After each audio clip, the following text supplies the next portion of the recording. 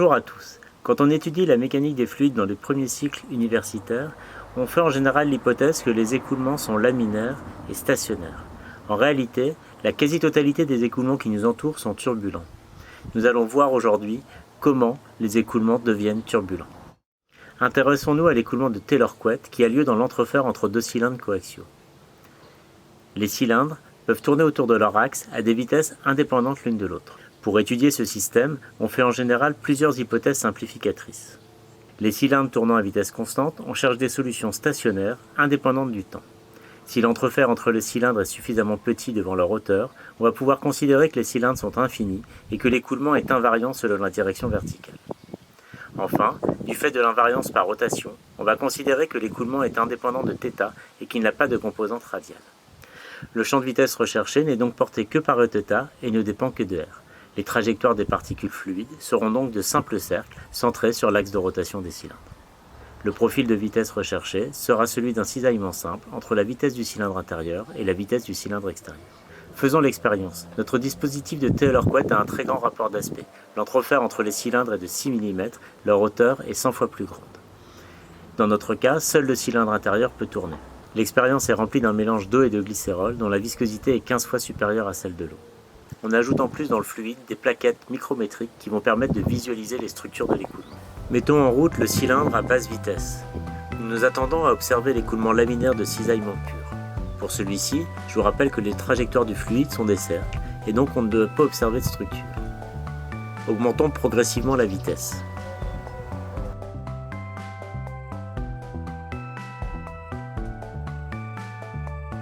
Dans le haut du cylindre, on observe une petite perturbation qui se trouve rapidement amortie.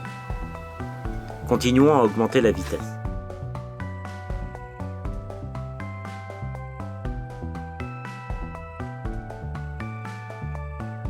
On voit qu'au-delà d'une certaine vitesse critique, la petite perturbation n'est plus amortie. On voit au contraire apparaître progressivement un empilement de structures qui brisent l'invariance verticale. Ces structures sont des rouleaux toriques qui font le tour du cylindre intérieur. Leur diamètre est de la taille de l'entrefer entre les cylindres. Au mouvement circulaire précédent s'ajoute la recirculation autour des rouleaux. Les particules fluides ont maintenant des trajectoires en spirale le long de ces tores. Nous voyons donc que la solution de cisaillement que nous avons calculée n'est pas forcément observée. Au-delà d'un certain nombre de Reynolds critiques, nous observons une solution topologiquement différente formée de rouleaux empilés les uns sur les autres. Ces deux écoulements sont évidemment solutions des équations de Navier-Stokes. Cette multiplicité de solutions peut surprendre. En électromagnétisme, par exemple, peu importe l'intensité du forçage, la topologie des solutions est toujours la même. La différence fondamentale entre les équations de Maxwell et les équations de Navier-Stokes est que les équations de Navier-Stokes sont non linéaires. C'est cette non-linéarité qui permet la diversité de solutions que nous venons d'observer. En faisant des hypothèses raisonnables sur les symétries et invariances du problème, nous avons calculé une solution de cisaillement. Celle-ci n'est pas observée pour tous les nombres de Reynolds. Autrement dit, elle perd sa stabilité au-delà d'un certain nombre de Reynolds critiques. Pour étudier la stabilité de ce système, nous allons le perturber et regarder le devenir de la perturbation. Nous allons voir que cette méthode va nous fournir une valeur du nombre de Reynolds critiques. Commençons par linéariser les équations de Navier-Stokes autour de l'écoulement de base. Nous allons écrire le champ de vitesse dans l'écoulement de Taylor-Couette comme étant la somme de l'écoulement de base plus une perturbation U'. On va considérer que cette perturbation est petite en norme devant l'écoulement de base. Introduisant cette décomposition dans les équations de Navier-Stokes, un grand nombre de termes s'annulent du fait que l'écoulement de base est solution des équations de Navier-Stokes. Il nous reste une équation de Navier-Stokes pour la perturbation avec un terme supplémentaire quadratique en U'. U' étant petit devant U base, ce terme est du deuxième ordre et nous allons le négliger. Nous venons de linéariser les équations de Navier-Stokes. Formellement, cette version linéarisée s'écrit comme l'évolution temporelle de U' est gouvernée par un opérateur linéaire grand L appliqué à U'. Cet opérateur linéaire ne dépend que du champ de vitesse de base et donc du nombre de Reynolds. Résoudre formellement ce système est très simple. U' sera donné comme sa condition initiale U'0 que multiplie l'exponentielle de grand Lt. Autrement dit, U' va être amplifié exponentiellement ou amorti exponentiellement suivant le signe de la partie réelle des valeurs propres de l'opérateur grand L. L'écoulement de base sera stable si la perturbation est amortie. Autrement dit, si toutes les valeurs propres de l'opérateur grand L ont une partie réelle négative. le nombre de Reynolds critique à partir duquel l'écoulement de base perd sa stabilité est donc le plus petit nombre de Reynolds à partir duquel il existe au moins une valeur propre qui a une partie réelle positive. Ceci est prédictible analytiquement. En revanche, la forme de la solution au-delà de la bifurcation, une fois que l'écoulement de base a perdu sa stabilité, ne peut pas être prédite par cette analyse linéaire. Autrement dit, pour obtenir la forme de la solution bifurquée, il va falloir prendre en compte les non-linéarités. Cette solution en rouleau est-elle stable ? Nous pourrions recommencer l'analyse de stabilité sur une solution analytique de la solution en rouleau. Regardons plutôt les choses expérimentalement. On augmente la vitesse à partir de la solution en rouleau.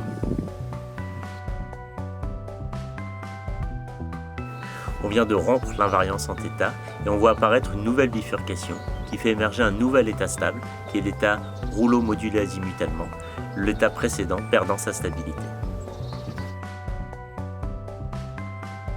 Que se passe-t-il si on continue à augmenter la vitesse ? Les rouleaux modulés azimutalement vont se déstabiliser à leur tour. On va voir la structure de l'écoulement se complexifier. On va avoir de plus en plus d'échelles présentes dans l'écoulement, spatiales et temporelles. Il n'y a plus de symétrie ou d'invariance à briser, mais le système se complexifie de plus en plus, jusqu'à devenir turbulent.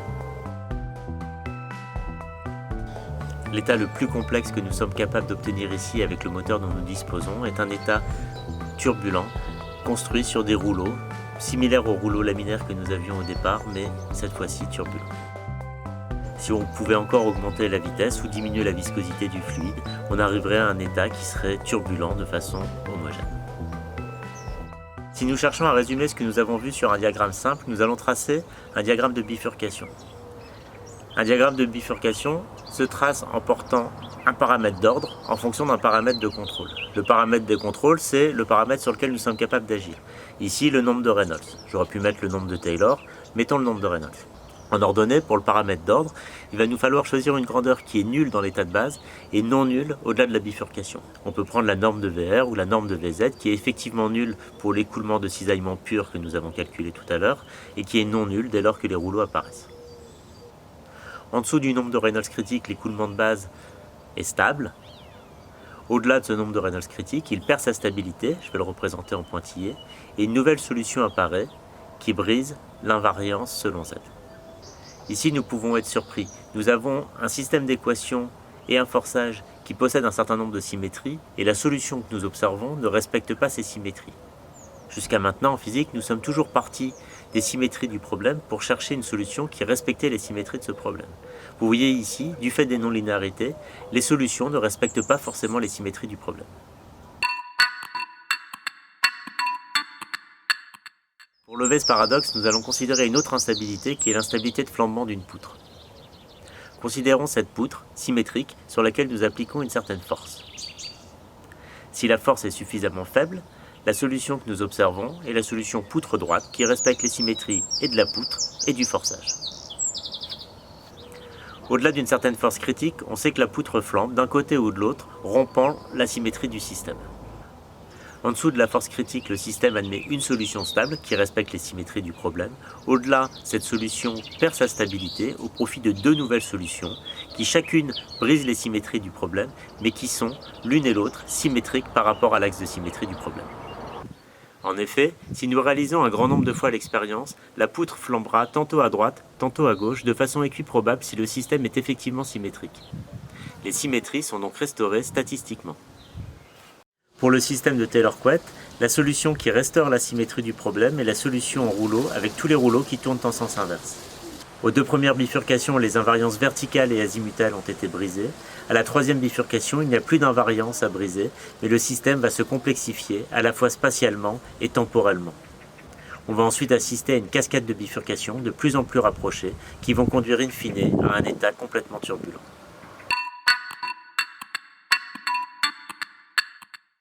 Cette transition par complexification successive n'est pas la seule façon qu'ont les écoulements de devenir turbulents. Nous allons en voir une autre en regardant l'écoulement dans les tuyaux. C'est Osborne Reynolds qui, à la fin du XIXe siècle, pose les questions fondamentales liées à la transition à la turbulence. Pour tenter d'y répondre, il conçoit une expérience où un fluide s'écoule dans une conduite cylindrique. On voit ici une représentation de son dispositif historique dont une reconstitution peut être vue à l'université de Manchester. Le fluide s'écoule par gravité dans un tuyau reliant deux réservoirs. Le moteur de l'écoulement est le gradient de pression, dû à la différence de hauteur entre les réservoirs. Il peut être maintenu constant si le niveau du réservoir supérieur ne varie pas. Un moyen de réaliser ceci est de recourir à un système à débordement par exemple. On a alors un seul paramètre libre, réglable par la vanne de sortie, qui est le débit, et donc le nombre de Reynolds de l'écoulement. Dans cette géométrie, et avec ce forçage, la solution stationnaire laminaire est un profil parabolique de Poiseuille qui ne dépend que du gradient de pression. Les lignes de courant sont des droites parallèles à l'axe du tube. On visualise l'état de l'écoulement en injectant du colorant en un point. Si la ligne de colorant est droite, l'écoulement est laminaire. Mettons le dispositif en marche.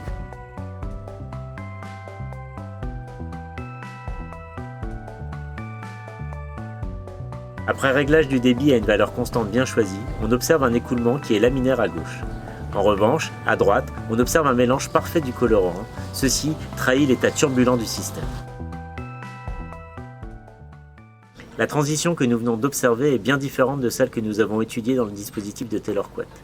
La transition est brutale et le système passe directement de l'état laminaire à l'état turbulent sans complexification successive. Cette transition, beaucoup plus complexe que la précédente, est encore énormément étudiée aujourd'hui. Voyons par exemple ces visualisations très récentes prises en 2006 à Manchester dans un tout autre dispositif. Ici, l'écoulement est piloté à débit constant en contrôlant le déplacement d'un piston. On peut perturber localement l'écoulement une fois que le profil de Poiseuille est bien établi. Le fluide est de l'eau, à nouveau ensemencé de plaquettes micrométriques afin de visualiser les structures présentes dans l'écoulement. Plaçons-nous tout d'abord à un nombre de Reynolds égal à 10 000, sans ajouter de perturbation.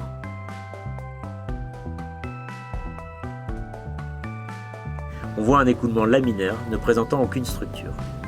Après un certain temps, on voit à nouveau se produire une transition brusque vers l'écoulement turbulent.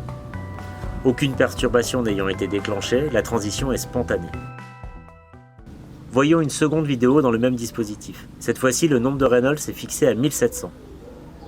Une perturbation déclenche l'apparition d'une petite bouffée turbulente. On suit cette bouffée le long du tube et on la voit se maintenir.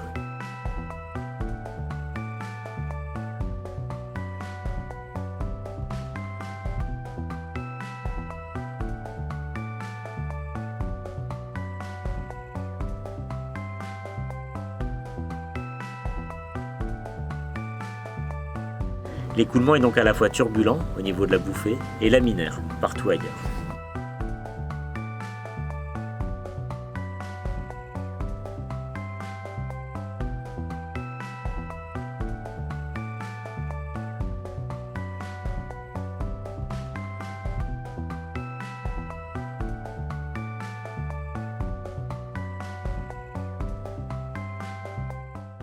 Voyons une dernière vidéo. Le nombre de Reynolds est fixé à 1900 et une perturbation déclenche l'apparition d'une bouffée.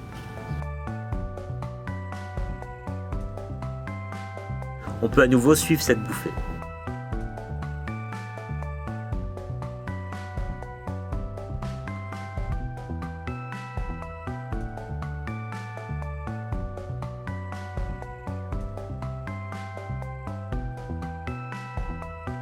À un certain moment, on abaisse le nombre de Reynolds à 1500. On voit alors la bouffée perdre progressivement en intensité jusqu'à disparaître.